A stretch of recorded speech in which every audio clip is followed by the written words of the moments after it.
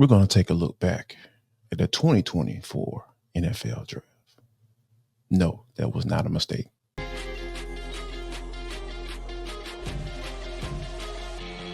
This is Locked On Sports Atlanta, and it's time for the Atlanta Football Party, only on Locked On Podcast Network, your team every day.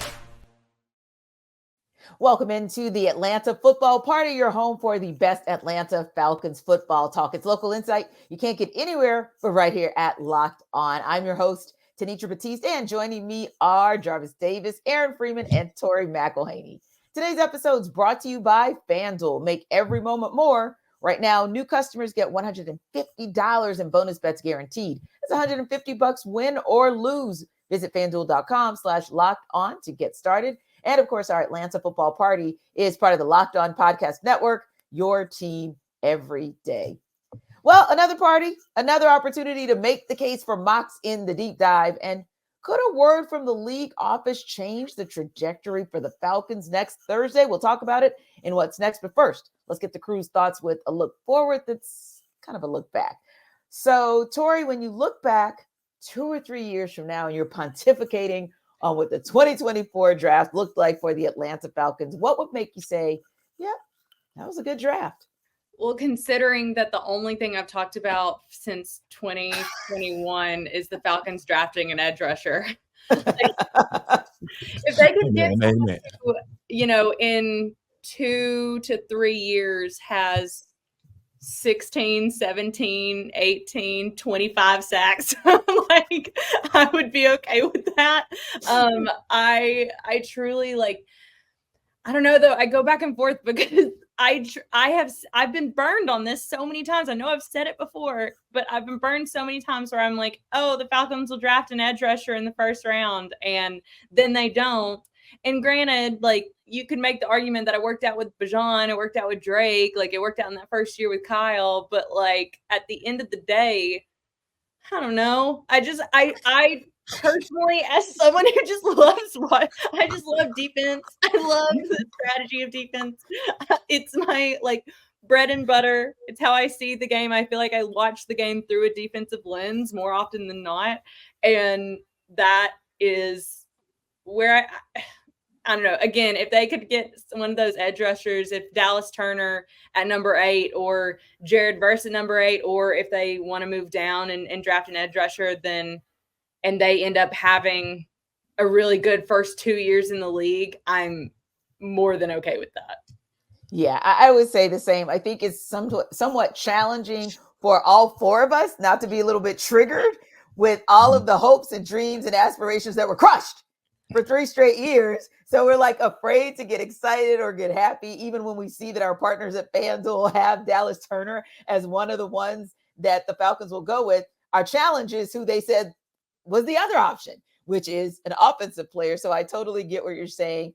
It makes perfect sense. And I know that Jarvis probably feels the same in terms of just a little bit of trepidation on where they'll go at 8. But in looking back a couple years from now, what would make you happy to say, oh, wow, yeah, that was a good draft? And even if it's not just 8, but kind of even if it's holistically. T, Tori's about to get me emotional right now. Because it's been a long time coming, because you know me, I played the position, you know what I'm saying? Obviously not to that high of a level, but when you think about on 3rd and long, a guy, multiple guys, that's where I'm sitting at, right? Not just one guy, not just the guy they drafted in the first round. They're able to find somebody in that first round and in that mid round as well, because we know pass rushers throughout this NFL history, they've been found all up and down the draft. It's not like quarterbacks where most of the time you're going to find your face of the franchise in that first round of the draft. It's guys that have been drafted in 5th, 6th, undrafted, and they've been coming into the league and wrecking shop. And I want to see multiple guys. If he's able to get 2 guys, I ain't gonna ask for much. If you're able to get 2 guys 3 years from now, I know that's probably asking much, but my standards are high, God dog it. If they can get 2 guys that can come in and have some type of of impact on this defense from a sacking the quarterback standpoint. I feel like this. I will look back and I'll be like, all right, Terry, I ain't gonna call you out in the offseason anymore. If you're able to find two guys that can rush a quarterback on a consistent basis, let me get a defensive tackle too. Edge rusher, D tackle that can put some pressure up the middle, a young guy that can come in and spell David Onyemata and Grady Jarrett and push that pocket and put the quarterback on the ground. Oh my gosh, you talking about? Oh, Jimmy Lake gonna be up for a head coaching gig. That's how I know this draft will be successful. If Jimmy Lake is up for a head coaching gig in the next 2-3 years, that's how you know Terry Fontenot did his job, and everybody be saying, man, that doggone 2024 draft was something else. Okay, so Aaron, I'm going to give you some encouragement because I was feeling a little like Sam Cooke was in my head. A change is going to come. So a couple years from now, will you say that 2024 was the change that came because finally you got that defensive player drafted in that first round, or you looked across the landscape of the 2024 draft and you really liked what you saw? Well, I mean, if we're talking about a successful draft in 2024 and we're talking about, what that it looks like 2 to 3 years from now, well, I'm hoping 2 to 3 years from now, the Falcons, like we're doing one of these shows in late January talking about the Falcons playing somebody in the NFC Championship game, right? Mm-hmm. And I'm hoping that whoever we play, let's say it's the Detroit Lions or something like that, that pass rushers, or I should say pass rushers that Jarvis is talking about the Falcons adding, we're going to look at that matchup between our front and a really good Lions offensive line and feel like, hey, this is favoring the Falcons, right? Mm-hmm. Because they were able to kind of lay the foundation for what could be one of the better pass rushes in the NFL starting in this year's draft. So that to me is kind of the story of this year's draft, and hopefully in addition to a couple of pass rushers, maybe to get an offensive weapon or two that you like in that matchup, maybe a corner that can, someone can cover Amon-Ra St. Brown or whoever is the Lions' number one wide receiver. Like, just I'm looking forward to that NFC Championship matchup between the Falcons and the Lions, just to throw one team out there in 2 to 3 years, that some of the matchups really favor the Falcons because they were able to lay the foundation in this draft. Okay, I need to add something really quick because we've been talking a lot about the defense, but I think we also could note that the 2024 draft, in order for it to be a good draft, also sets up a succession plan for quarterback beyond the Kirk Cousins years. That is something that the more and more I'm thinking about it, the more and more I think about this draft. Does that mean you go out and get a Michael Penix Jr. in the bottom of the first round or early second round? Probably not. I don't necessarily think that that's the move per se, but let's say the Falcons trade down and they get a future first round pick that hypothetically they could package in 2025 to move up to get maybe one of the premier quarterbacks in that draft class, who in turn sits a year, maybe two behind Kirk Cousins as he kind of finishes out his contract. And then you have a Jordan Love, Patrick Mahomes type of situation where your heir apparent has the time to develop behind someone like a Kirk Cousins who has been a vet in this league for a long time. That would also change how I look at the 2024 draft. If the 2024 draft sets up a succession plan at quarterback in a way that is productive for the Falcons in, let's say, 2026, 2027, and beyond, I think I could look back in 2024 and be like, that was a good draft. Yeah. And I would agree with you on that one, because I've been saying that for a while now, that all of this interest and all of this build up to the 2024 draft class, like it's 2024 draft a QB or bust. And I've been saying for a while now, Tori, is anybody taking a look at the 2025 draft class? Not just, for the Falcons, but even overall. There's a Shedeur Sanders, there's a Carson Beck, and there could be some players, some quarterbacks who really, really set the world on fire in 2024 that all of a sudden rise to the top of the board in 25. I've been saying that for a minute, Tori, like, come on now. This is not going to be the class of 2024. And then there's a drop off of QBs for like the next 3, 4, 5 years. There's a quality class coming behind them. So I totally agree with you on that. There's still a way to kind of build a plan that still gets you a guy so that when Kirk Cousins does ride off into the sunset, you'll have someone who can with sustainability for the success.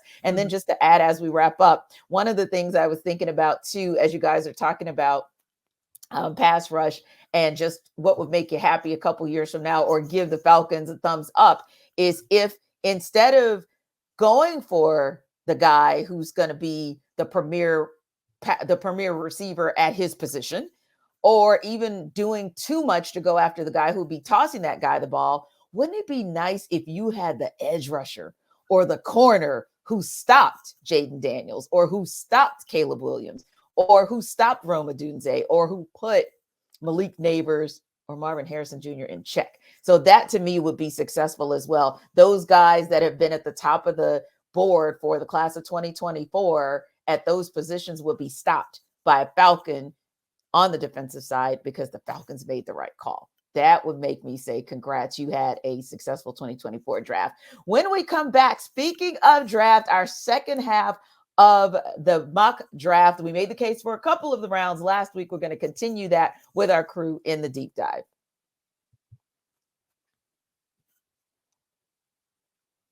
This episode of the Atlanta Football Party is brought to you by eBay Motors.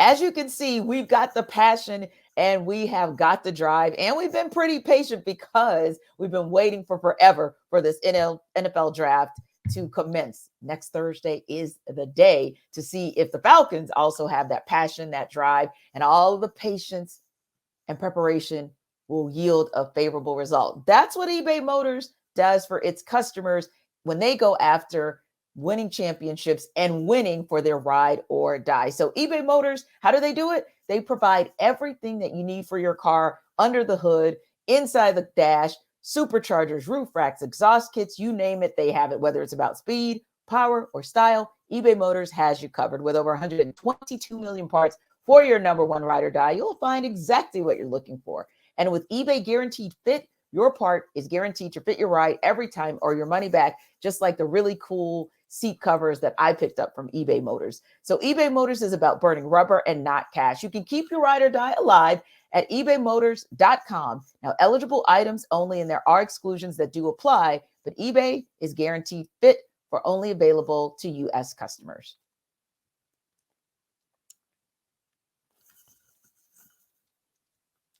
All right, guys, it's Make the Case for Your Mocks 2.0. We started off last week with our rounds 1 through 2. So now we're going to pick up where we left off with round 3. The number 74 pick is on the board. The number 79 pick that the Falcons picked up from Jacksonville is on the board. Aaron, where do we go? Where do you see the Falcons going in round 3? Well, as a reminder to the folks that didn't watch last week or did watch last week, I had Dallas Turner and Kamari Lassiter in the first 2 rounds. So I need to get my wide receiver here in round 3. I'm going with Jalen McMillan, the wide receiver out of Washington. And, because Jarvis is such an inspiration to me, I got to get that D tackle. And that is Mason Smith from LSU, a young, talented player that, injuries and certain other factors kind of derailed his college career. Looked very promising, but I think absolutely could be a steal. And getting him to work behind Grady Jarrett and David Onyemata, I think he can really blossom into a superstar in the middle of the defense. I like it. And so are you going with that one pick and maybe packaging that other pick in the 3rd round, or are you looking for them to maybe do a little something?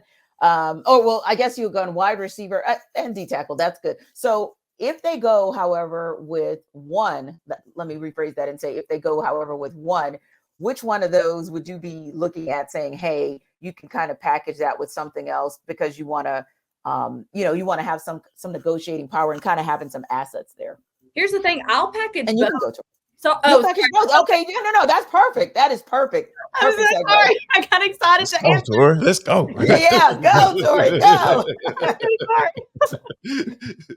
That's good. I feel better, Tori, because I felt like, did I explain myself at all, or did I sound like a bumbling idiot? So here's the thing. Yeah. I was ready to package both 3rd round picks to get back in the 2nd round. Like I was ready. I'm ready to do some movement.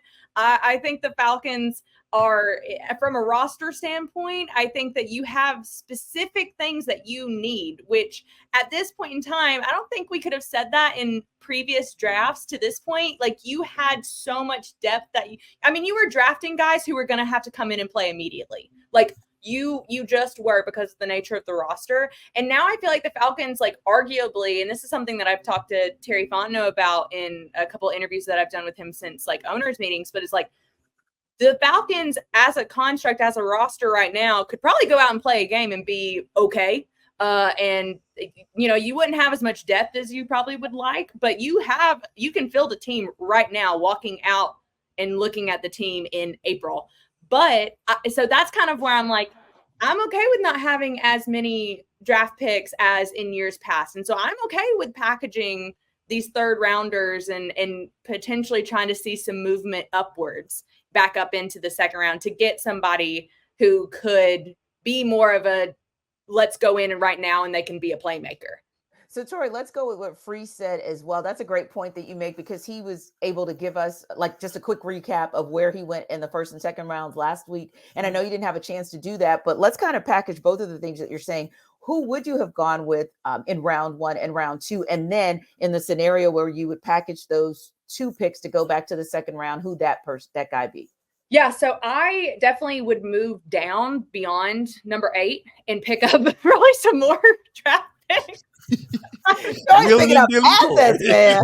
Okay. I'm going what I was saying before, where it's like, I want to get a future first rounder, and I want to move down in round 1 and potentially get like a Jared Verse or any of those top cornerbacks. I think a lot of those cornerbacks, whether it's Terrion Arnold or Nate Wiggins or Quinyon Mitchell, all of those guys I think are going to be available from 15 to 20. And I would be honestly, like, I'd be okay with that. And then having potentially an extra second round pick. So now you have 2 second round picks. You could honestly, again, use your third round picks, move back up into the second round. And then you're just kind of picking it off. And you're like, okay, let's go get a receiver in the second round. Let's get an edge rusher, maybe 2 edge rushers, maybe a D tackle. So even though I know I'm not saying names, but it's just like the construct of the draft. Yeah. I am kind of like, I'm willing to put a lot. I like the depth. I think you're going to get a lot of really good depth pieces at wide receiver and D tackle and edge in that second round. I like what I see in that second round in terms of guys who aren't going to be first round draft picks, but can provide something for you. So yeah, if they want to have 3 second round draft picks, I'm okay with that. Yeah. Or Tori, if the draft kind of lands where we think it will, where you'll get that run of QBs and then you'll have teams in that panic mode, and then they'll go run after what should have been second round QBs to get them in the first round. Same thing could happen for wide receivers. You know how that run goes. Then it starts to become, I think, a situation where it plays into the Falcons' favor for potentially what you said, and could still play into Right. Yeah, you can still get some of the guys that Aaron just mentioned. For the Falcons is a run on these quarterbacks. That's what I say too. Go for it. Then your best defensive guys are falling. Honestly, some of them are going to fall out of the top 10 because there's going to be this panic mode with the Broncos, with the Raiders,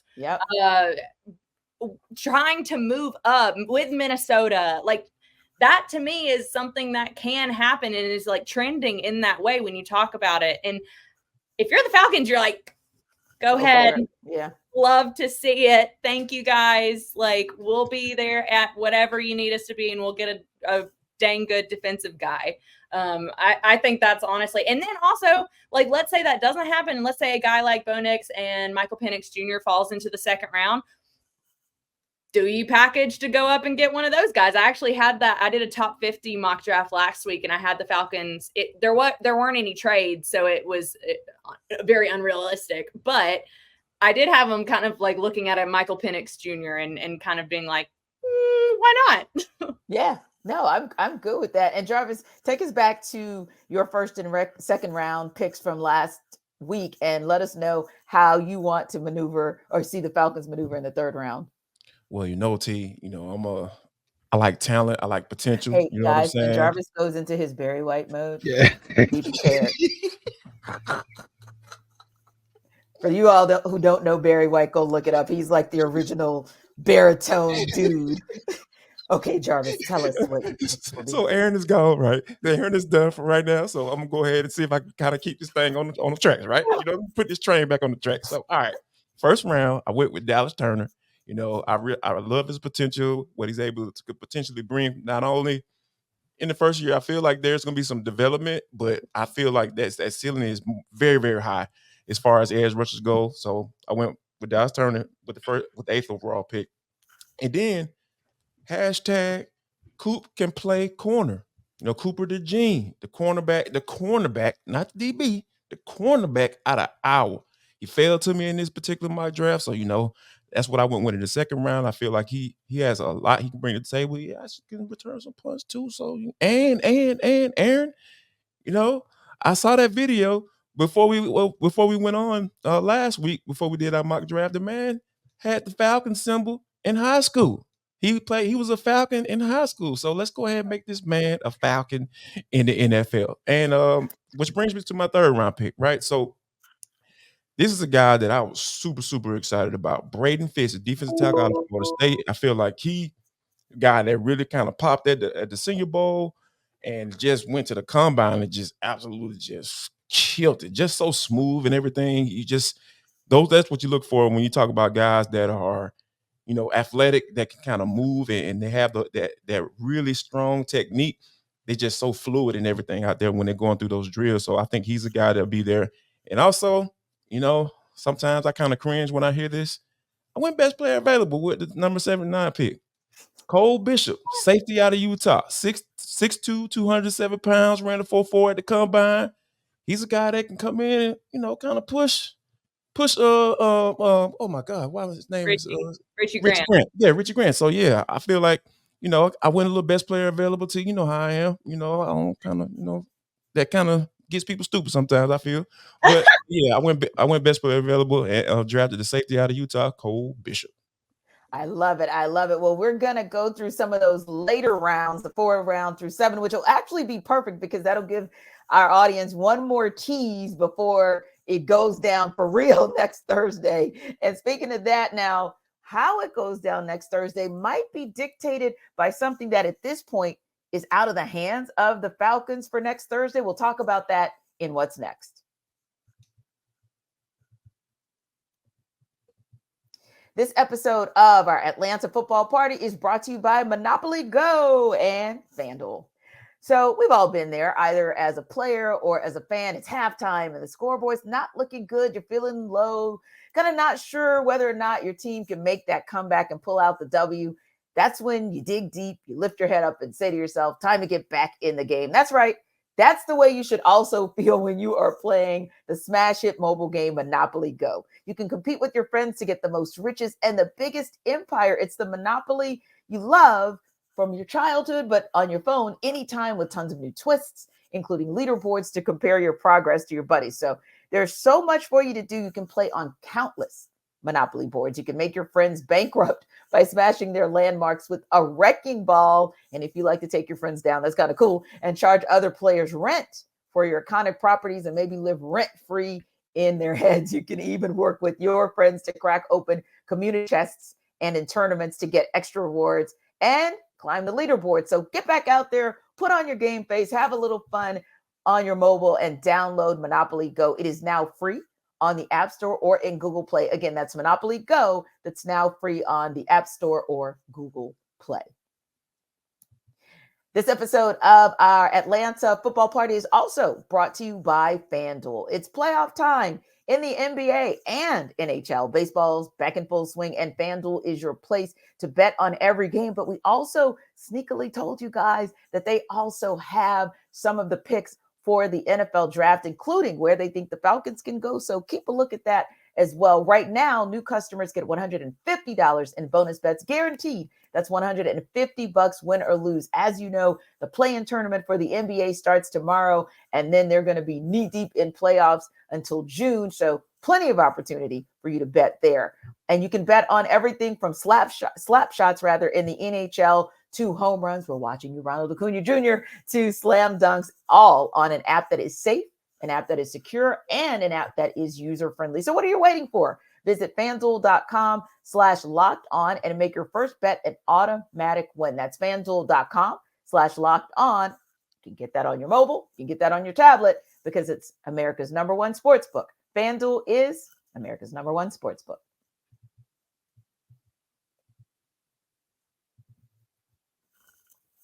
Okay, guys. So, Jarvis, we have a little situation that could actually kind of turn things upside down from anything that we talked about today, as far as whereas the Falcons might be able to go in the NFL draft, because the league is currently in the process of closing its investigation on the Falcons possibly tampering with quarterback Kirk Cousins, an indicator of what that punishment might be, what could be meted out, and when could be looking back to 2023 and how they handled the Jonathan Gannon situation. Just to kind of give a recap, the Philadelphia Eagles and the Arizona Cardinals settled that investigation regarding the Cardinals hiring Gannon as their new head coach, with the team swapping third-round picks, and then that for last year, and then Arizona receiving Philly's fifth-round pick this year. So my question to you is this, Jarvis: when you kind of think about that, could a Falcons-Vikings tampering settlement be announced maybe before round 1 of this year's draft and have some similar repercussions? I don't know, to be honest with you. I mean, because here's the thing. I think, like, when you go through the article that was put out there, of course, by Pro Football Talk, Mike Florio, it seems a little personal. Yeah, I thought so too. I felt like that was less journalistic and more editorial, right. but I'm just saying. It's definitely, yes, definitely the latter. And my whole thing is, like, he's going. All of this is based off of what he said in the press conference, right? Because I feel like, Falcons have an excellent PR staff, and there is some. I feel like Kirk Cousins would be prepared if the NFL comes to him and say, "Hey, we want to talk to you about these interactions that you had." I'm sure that they will be, have him prepared to be able to answer the questions the right way, because it could have been a Freudian slip, like, one way or the other. Like, he's like, "Oh yeah, I got my dates mixed up," because you know how it is when guys get signed. Like, they're going through all these things, people hitting them up, people reaching out, and the fact that he even mentioned that players were reaching out to players, ain't nothing over rules saying players can't reach out to players. Like, so what are we actually really talking about if you mentioning that along with this? So I feel like I don't think it's that big of a deal, but I seriously doubt that they will swap first round picks if it were some type of penalty for tampering or whatever. So yeah, I feel like this is, I'm not gonna say it's a non-story, but I don't feel like this will be something that everybody will be talking about, because they're like, "Oh my God, they had to swap first round picks, and now they got to pay a fine as well." So yeah, I don't think it gets that far. Yeah, and I don't think, Free, when you compare what happened with the Eagles and Cardinals with Gannon and them swapping third-round picks in the draft last year, I don't see where anything we've heard, whether it's what you read in that article on NBCSports.com or what you've heard since the day that this became an issue or an investigation, I still don't think we've heard anything either that would rise to the level of a swapping of first round picks or even second round, to be honest. I think this might be right there at the level of third round, or if you look at maybe what happened in a previous investigation when it was about pumping in noise, if you will, the Falcons, because of your reputation, I think some of that matters. The Falcons have a good reputation as an organization, and not being an organization that has violated league rules, I think some of that comes into play and should come into play in whatever penalty is meted out by the league. Yeah, I think that's definitely fair. My response to this whole story is similar to Jarvis. Is I don't know, right? Like, it's just like we'll find out when we find out, right? The NFL,